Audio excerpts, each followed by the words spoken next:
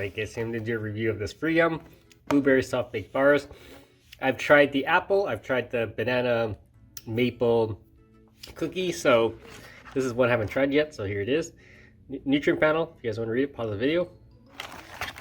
And if you guys can see this, free of like dairy, eggs, all those allergens. So let's open this up. Okay, so this is what the packaging looks like. Let's open up. Okay, so this is what the bar looks like.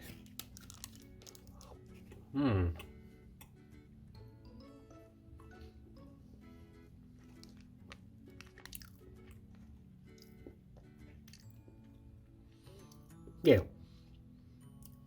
So the blueberry one, it's interesting.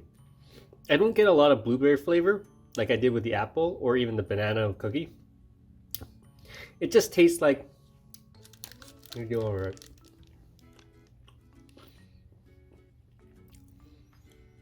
It's just more the sweetness of the bar itself, like the honey and stuff like that that's in there. So that's why they have a picture of honey on there.